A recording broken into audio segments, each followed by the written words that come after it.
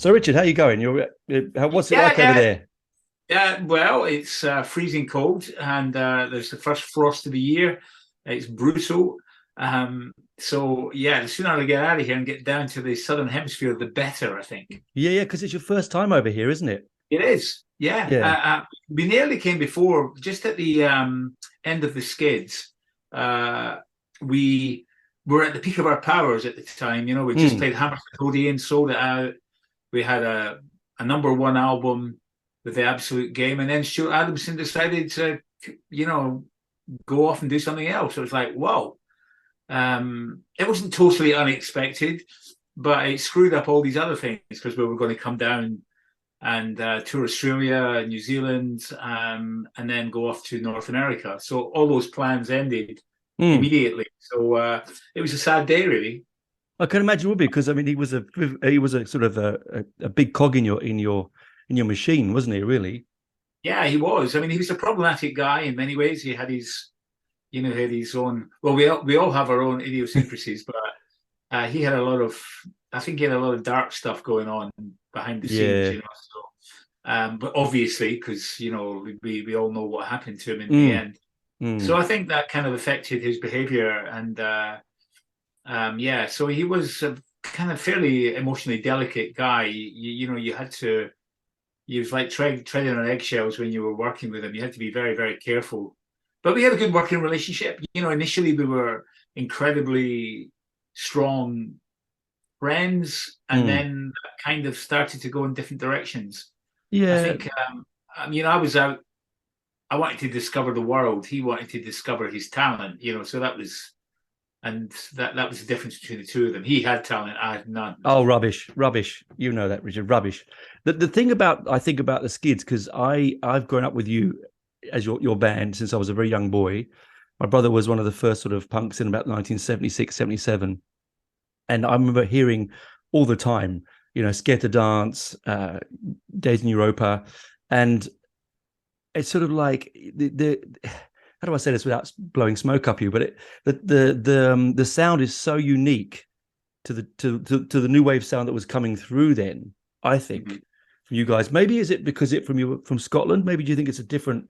I know. I think initially we weren't that different because Stuart was the principal songwriter at the beginning. He Mm, wrote both the music and the words, and we were just kids. I mean, I was mm, by far the youngest because I was just turning 16 really when I joined the band.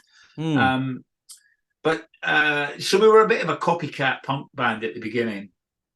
But Stuart was, for his age, was quite an incredible guitar player, oh which was God, yeah. unusual in the punk scene. Mm, So he started to use his accomplishments in a much more sophisticated way as we moved on. And then he encouraged me to concentrate on my more abstract lyrics, the things mm, that I wrote. Because his things were a bit more social realist. They were commentaries about the world as he saw it around him. Mine were a little bit more internalized. So he encouraged that. And I think his music changed then because he tried to make his music fit my words. Whereas before, it was he was making the words, work within the boundaries of his music, and and mm, and that, therefore it was much easier because it was much more like the Clash or the Ramones or the Sex Pistols. mm. Whereas when he started to work around my words, he had to think differently, and you can tell that, you can hear it in some of the songs on Scared to Dance, and then that evolves into Masquerade. And then, of Yeah. course, in Europa, I found my, confidence as a writer of lyrics and things like animation. Oh, And it's my favorite, by the way. yeah, I mean, it's the best lyric I ever wrote, I think, Yeah, by a it's few wonderful. mile. Yeah, I remember Bill Nelson saying to me when we were recording it, he said, "Where the hell did this lyric come from?" And I thought he meant it badly because Yeah. I used to get a lot of criticism for my lyrics from, those uh, cultural studies students who work for Yeah. the NME. Yeah, so I suffered quite badly with abuse from them, but nonetheless, I stuck by it. And no, but Bill was really very, very supportive when he read the lyrics to Masquerade and then into one of the first tracks we did was animation, and of course it had Rusty Egan on drums, and Oh, he kind of innovation to the drums, which we had never had before, and we used a lot of keyboards. Virgin weren't very happy with the mix of Days in Europa, so they did another version of it and they had it remixed. There's a kind of myth about the album was withdrawn because of the nature of the graphic. Yeah, I've got a copy of that. Yeah. Yeah. But this is bullshit. I mean, that I'll just show you is available today. Yeah, I have one. Yes. Yeah. I mean, it's been re-released, and that cover was never ever taken off the shelf. They just did another version of the album. So the deal that we agreed with Virgin was that they could do another version and do a remix if they wanted to, but the other one had to stay there. So there was just two versions. That's all it was. It was never withdrawn. It was never banned. It was all bullshit, But these are the kind of things that how history is told. That these kind of myths, rather than kind of gathering dust in a corner in the darkness, they actually sometimes become quite prevalent, and that's the story. The story is told through these myths and myth tales, and you think, well, how the hell did that happen? So it's kind of quite good for me to put it straight sometimes. It's nice to it's nice to hear, because I mean, as a student of punk music, listening to it, as from a distance, because I was not old enough, I was like 10 when it erupted. There's lots of myth and mythology and storytelling around it, right? And it's always nice to hear it from you, because I always thought it was the cover. I was like, yeah, no, it must be the cover. That cover was never not available, and it's more available now than ever because it was just re-released. Yeah, and did extraordinarily well. I mean, I don't know if you heard, but we released a new album, Destination Dusseldorf, which is great, by the way. Yes. Yeah. Thank you. And in Scotland, anyway, we got to number 1 and number 2 with the re-release of Days in Europa, which is quite an extraordinary feat, because something we didn't expect and could never have hoped for.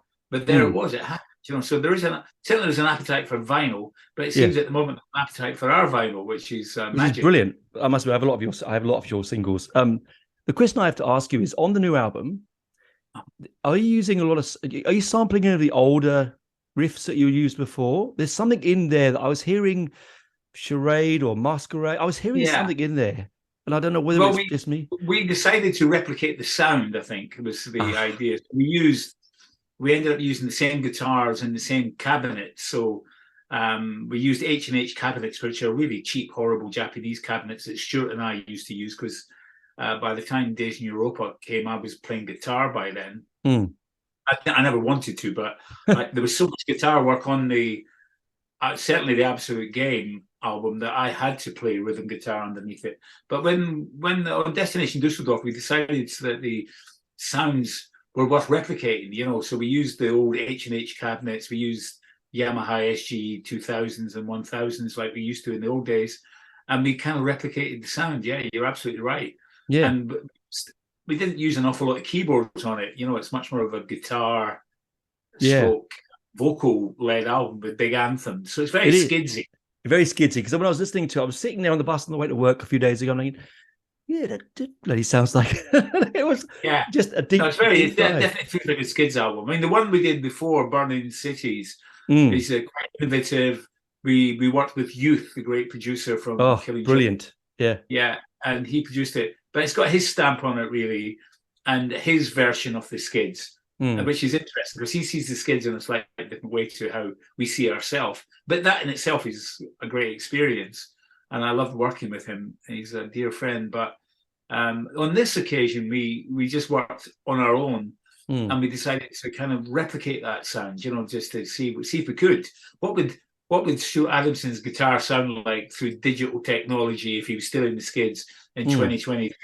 And I think we nailed it. I think you did. It's got such a skiddy sound. I was like, oh, geez, that takes me back to being a teenager, like hearing that again. Yeah, and songs go down well live. We do a couple. It's difficult, really, when you do a gig, and we play for just over an hour, and people want to hear the songs they're familiar with. They don't want to hear new songs. So I kind of beg people's indulgence and say, can we just at least do one? And then we get away with one. And if we come back on stage again, then we knock out, another one, like we do Here We Go Again, which segues into Walk on the Wild Side by Lou Reed, and then goes back to the song again. So all stuff that we used to do when we were in the Skids. It was normal for, like, on stage with me and Stuart, I would say, let's do All the Young Dudes. Oh, brilliant. The David Bowie song. And we would just play it because we were such lovers of music. We know these songs inside out. Or we would go into some of our favorite punk songs whilst we were playing live. And we wouldn't have prearranged it. We just felt like, let's do it. So we started to do that a little bit with the Skids now. Sometimes if I'm in the mood, I'll turn around and say, let's do What Do I Get by the Buzzcocks. Oh, brilliant. Pretty Vacant by the Pistols, or Submission, whatever. You know, just we do seem to, once the confidence is there, you can do it, you know. When we were at the peak of our powers, when I was working with Stuart, we did that every night, but we never programmed it. It was definitely a feel. Yeah. It was an instinctive thing. Yeah. And it normally came from me, see how I felt, and then we would go into it. Interesting, I remember when we were doing the gig with the Buzzcocks at the Albert Hall in London, and it became a memorial for the sad loss of Pete Shelley. Oh, God, yes. Yeah. So they asked me to sing one of the songs, and I went up and I did a fiction romance. And I turned up and we did the rehearsal, and I did it in one take with no lyrics in front of me. And they went, what just happened there? I went, yeah, but it was good. And they went, do you need to do it again? I said, sure, if you want to. So we did it again. It was perfect. And they went, I said, haven't all the other guest singers, don't they know the song like this? And they went, no, because they all come up with lyrics and we have to work on it, but they don't really know the arrangement. Oh. That was it. And I said, yeah, but that's because I grew up with that song as a kid. You know, that's one of my favorite songs. I've probably heard it 10,000 times. I know the words inside out. And as I said, you know, towards the end of the set, I sometimes would turn around to Stuart and say, let's do fiction romance, you know, and we would do it. Brilliant. Because we were such music lovers and fans of music that we knew all the words and knew all the chords. The chords weren't particularly complicated anyway, I might add. No. And we knew all the harmonies and stuff. And it was great fun. It made the adventure much more exciting. And for me, that's really important, because if it just becomes the Skids on stage playing the tried and tested songs that we all know and no communication with the audience, then count me out. You know, it's just not for me. Well, I talk and tell stories, and I've had a bit of a life, you know, so it's worth sharing some of those stories with people. I think you're right. You know, like you've been to more gigs than I'd like to shake a stick at. And I honestly, the ones I get the most out of are with the singers, a bit of raconteur, you know, a bit of storytelling.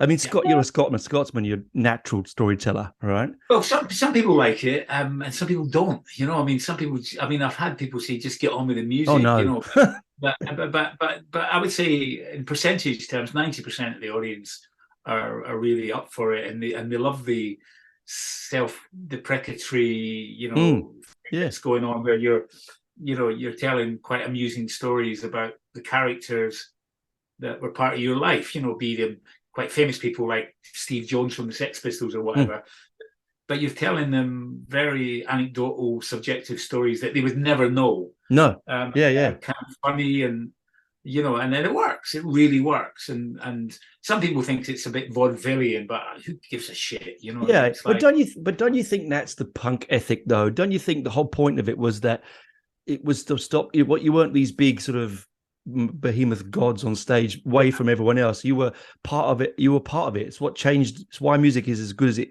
is now, because of it. I totally agree. But I go and see a lot of bands too, and obviously we do festivals with some bands from our era, a similar genre, and they have no communication with the audience. It's basically about turning up, playing the songs, and getting out of there as quickly as possible. Whereas we have an old-fashioned sensibility. We actually, well, I certainly do the gig. Entertainment. Dry off, tell stories, then get out, meet people, do all this stuff, all the selfie and all that, but then go and meet people and talk to them and hear about their stories. Because essentially there's no difference. And I've loved that quality from day one with the Skids. I remember Joe Strummer saying to me, we played with the Clash when we were kids in Dunfermline. And we were first on. It was us then, I think, Richard Hell and the Boydoys and the Clash. Wow. And so Joe and Mick watched us. We actually had to go on before the doors were open. So we were actually playing to an empty room. And then people came in. But Joe and Mick didn't realize they were playing, even though they were playing in our hometown, we were quite a cult band. So people were running to the small stage that we were on, and we got quite a phenomenal response. And Joe told me the story. He said, him and Mick went off going, holy shit, how do we follow that? And I'm thinking, the Clash. Oh my God. Yeah. So they were amazing, I might add. But when they said that they were on stage and they were looking down at the front, and they were looking at each other because it was me and Stuart. We were down the front during. Oh, brilliant. So he loved that, that we were kids, but we were fans, and I think that fan thing has never left me now. So, and that's why I say I like to meet people after a show. I like to talk to them and do all the things. You have to put up with a lot of these kind of stupid drunk people as well, I might add. Of course. I'm a big guy. I can handle that, so that's not something that concerns me greatly. But no, I like my audience, I don't hold them in a very cynical perspective like some bands do. It's essentially about money and squeezing the juice out of the nostalgia trail, and although, of course, we are part of that, there can be no denying it. But I think our feet are firmly on the ground and we have a different attitude to why we're on that stage, because at this stage of my life, it's not something I need, either financially or emotionally, but it's something I really enjoy. Well, and that's right. You can't take away the fire of rock and roll, can you? The flame is there, right? And if you take the enjoyment away, I'm gone. That's the key. I've always said to people, they say, oh, you've been offered this and it's a lot of money. I go, that's not for me. I don't want to do that. I don't want to be on the bill with those kind of bands. It's the wrong kind of thing for us. And they go, but it's a lot of money. I go, so what? It's not my thing. Yeah. So when they offered Kim to come to Australia, I thought, my God, it's going to be grueling because, we're not coming down there on a private jet. We're not Led Zeppelin. We're coming no, God, no. It's a long bloody way, mate. Yeah. So we're coming steerage, and we arrive in Brisbane and we play the same night as arriving. Ooh. Yeah. So okay, lots of coffee. So and the way we're traveling around is not like executive class, it's old school. Yeah. So I'm down the gym, mate, at the moment, get myself ready for it. It's going to be tough. But the thing is, it's going to be an amazing experience. I know that. Because I think there's something instinctively tells me that what the Skids are about are going to connect with an Australian audience and a New Zealand audience. Look, absolutely, because I mean, if like the Saints and bands like that here, the thing about that I take from, and you might not think this is right, but I listen to the Skids, and I put you in the same sort of genre as XTC and the Stranglers. That's sort of a little more mature musically and emotionally in the music, and I think the Australians, they get that. They get that here. The music stands up now, I think. And as I say, there's a fun element too. There is always a problem that some people want us just to be a serious band, and they think that my personality and the much more raconteur element of it is a kind of diversion away from the seriousness of the music. I disagree. I think from the world that we are from, the genre that we were born from, is about that. It's about communication, and I'm not going to stand up there. And I'm not going to deconstruct the lyrics of Animation live on stage. Who the hell wants that? No. I watched this. We did Rebellion in Blackpool last year, and I watched this American band who will remain nameless, who were on before us, and the singer, who thinks he's this kind of amazing frontman, was taking the audience through the minutiae of what they went through when they were in the studio about the kind of microphones they used. Oh my God. Yeah. He was saying, I used the Neumann 103, which is to replace the Neumann 102. With a ribbon and it's got a better condenser. I could see 3,000 people going, what? Is this like some satirical thing going on here? What a load of bullshit. And he came on stage and he was like, he thought it was a triumph. And we were looking at him going, mate, wait till you see what we're about to do. It kind of played into our hands because the audience were desperate for something real. And we came on with our thing, and we are real. We are real people. That's right. And you play, I mean, I'd hate to think of what you would have to sit down and go, well, I'm going to write this set list now from 40 years. Where would you? I mean, personally, me, everything from Absolute Game, I'm done. Thank you, pricked me. I'm done. Right. But I'm sure there's so much that you have to go, well, yes, yo, yes, no. And it's stuff, Yeah. there must be stuff that you want to do personally for you. That's not just for the audience. Yeah, well, In there that is, sense. but I mean, it's difficult, really. I mean, we sometimes we slip in Arena from the Absolute Game, which is a song that I love dearly. Oh, yes. Um, but it's difficult, you know. We have a really strong set that captures songs from all of the different periods, and then we chuck in one new one, and then if we come back on, we do another new one, and plus the fact we do our own little homage in the set to the band that I feel we should do a homage to on that particular evening. It might be The Clash, Yeah. might be, might even be Joy Division, it Oh, depends on how I feel, yeah. so we kind of let rip. I mean, we do really strange cover versions. We do things like Rock On by David Essex, which we think Fantastic. a pretty cool song, and Yeah. there's a guy who was a really great songwriter, but he suffered from being too handsome, because He did, right. That's right. Yes, it was in that. It was that sort of he's like a glam teeny rock bopper. thing. Yeah. Yeah. In fact, he was really a fabulous songwriter, and he suffered because of that. I'm getting emails galore coming up going, where the hell are you, from all these other interviews? So my God, sorry, man. I've really messed up today. Anyway, so. Well, we can wrap it up so you can get on to your other things. But thank you for chatting. I'm so looking forward to coming and seeing you. Is May next year in Australia? It's going to be. Well, I can't tell you how excited we are. I mean, bullshit aside, because I'm sure you hear that from a lot of acts who are coming. But no, there's just something. There's just something that tells me this is got to work. Because, like, for example, if I was offered the same thing to go to North America, I would have said no, and that's easier for us. Yes, it is.